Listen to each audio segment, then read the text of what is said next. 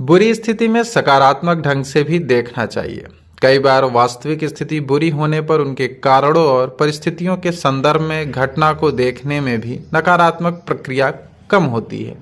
जानना जरूरी है कि गुस्सा आने पर क्या होता है। हम सबसे पहले अपने भीतर जागृत हुई किसी भी भावात्मक प्रतिक्रिया को शारीरिक या मौखिक रूप से परिवर्तन होने से रोकना चाहिए। इसका उद्देश्य स्वयं को संभालना है ताकि हम कंट्रोल करना सीख जाएं। मुझे एक तिब्बती कहानी याद आती है। यह बेन ग्यान नामक एक डाकू की कहानी है जो बाद में आध्यात्मिक गुरु बन गए। एक दिन जब वेन किसी घर पे गए तो मालिक ने उनसे घर का अकेला छोड़ दिया। उसे चोरी की आदत थी। उसका दायां हाथ जैसे ही किसी चीज को उठाने के लिए आगे बढ़ा तो उसने स्वयं को रोक लिया और अपने बाएं हाथ से दायां हाथ पकड़ लिया और फिर जोर से चिल्लाया, चोर चोर चोर।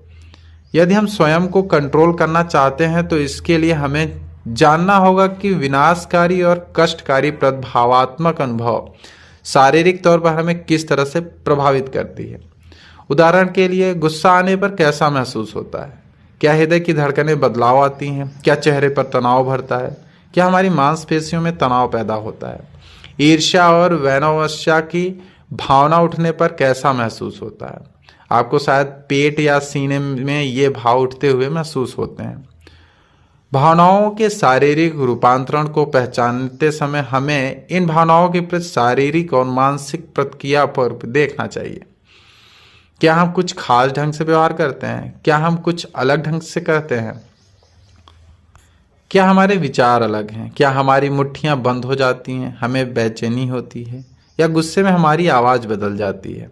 ऐसे में हमारी आवाज़ तेज हो जाती है। ऐसे भाव मन में उठने पर हमारे काम या हमारी बातों पर किसी तरह का प्रभाव पड़ता है। इन बातों पर ध्यान देने से हमें अपनी मानसिक अवस्था को समझने में हेल्प मिलती है और खुद पर बेहतर कंट्रोल प्राप्त होता है। इन मानसिक अवस्थाओं से स्वयं को अलग करके जांच पड़ताल करने से हम उन कंट्रोल प्राप्त कर सकते हैं। एक बार इस प्रक्रिया में परिचित होने के बाद आपको अपने व्यवहार और प्रतिक्रिया को कंट्रोल करने में सफलता मिलने लगती है। फिर आप उस श्रृंखला के पीछे हटकर विनाशकारी भाव को विस्फोटक अवस्था तक पहुंचने से रोक सकते हैं। दूसरे शब्दों में अगर कहें तो आप उस क्षण खुद को शांत रखिए। इससे आप सतर्क हो जाएंगे। आपका ध्यान परेशानी से हटा लेना चाहिए और उस परिस्थितियों को सकारात्मक ढंग से देखना चाहिए।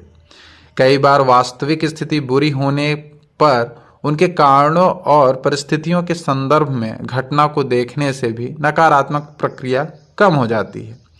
विशिष्ट परिस्थिति को अन्य दृष्टिकोण से देखना लाभकारी होता है, क्योंकि जो बात आप एक परिप्रेक्ष्य से दुखद दिखाई पड़ती है वही किसी अन्य दृष्टिकोण से सकारात्मक नजर आता है। सहनशील बने। हमारे आनंद की कुंजी हमारे मस्तिष्क में है, तो उस कुंजी तक पहुंचने का मुख्य बाधाएं भी हमारे मस्तिष्क में ही हैं। उस आनंद की कुंजी तक पहुंचने के लिए हमें सकारात्मक गुण विकसित करना होगा। हमारे भीतर मौजूद सकारात्मक गुणों में बेहतर महत्वपूर्ण करुणा है। जीवन में सहनशीलता, धैर्य, संतोष, संयम और उदारता अपनाएं।